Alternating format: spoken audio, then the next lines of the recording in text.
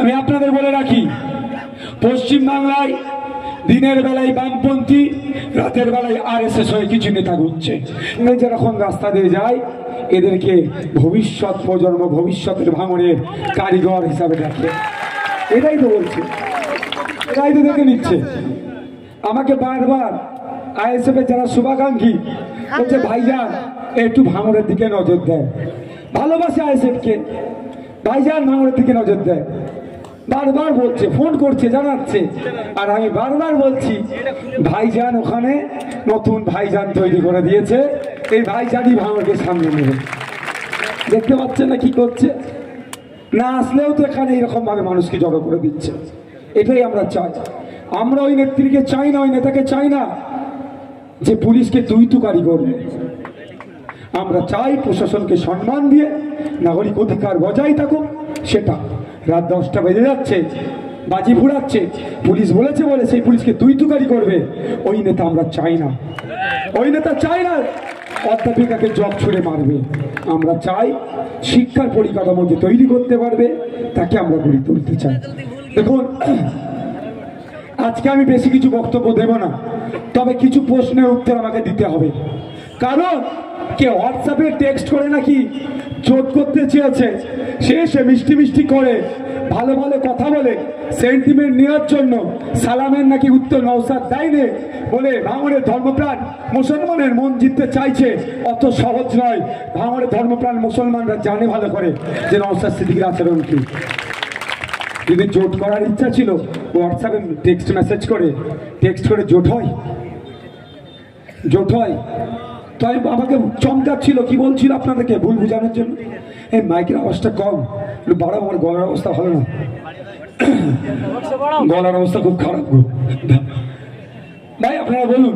আমি বলেছিলাম, তারপরের দিনই আমি ধবধবিতে গিয়েছিলাম, গিয়ে চ্যালেঞ্জ করেছি হোয়াটসঅ্যাপে কি আছে সাব ব্যাংক সেটা জনমানুষে নিয়ে আসা হোক। হোয়াটসঅ্যাপে টেক্সট করে নাকি উনি জোট করতে চাইবে। তার উদাহরণ গতকালকে, তার উদাহরণ দিয়ে দিচ্ছি, তার উদাহরণ মিলিয়ে নেবেন।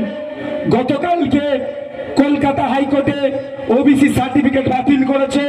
কেসটা করেছিল আরএসএস এর এক নেতা, কেসের হয়ে আইনি লড়াই করেছে সিপিএম এর দুজন পার্টি মেম্বার। ভাবতে পেরেছেন? কেসটা করেছে আরএসএস, তার একটা কর্মী কেস করেছে, আর কেসটাতে আইনি পরিষেবা দিয়েছে সিপিএম এর যিনি পার্টি মেম্বার, এই ধরনের দুটো অ্যাডভোকেট। তাহলে আমার কথা মিলেছে তো? দিনের বেলায় এরা বামপন্থী, রাতের বেলায় এরা বিজেপি। অনেকের গায়ে লাগছে, তার হাতে হাতে প্রমাণ পাচ্ছে। তো ব্যাপারটা হচ্ছে, আমি তাদের বিরুদ্ধে বেশি বলবো না, বাস্তবটা বলবো। আমরা চেয়েছিলাম যাদবপুরটা আমাদের দেওয়া হোক, আমাদেরকে জ্ঞান দিয়েছিল। যাদবপুর ভাঙন নিয়ে কি আর শুধু যাদবপুর?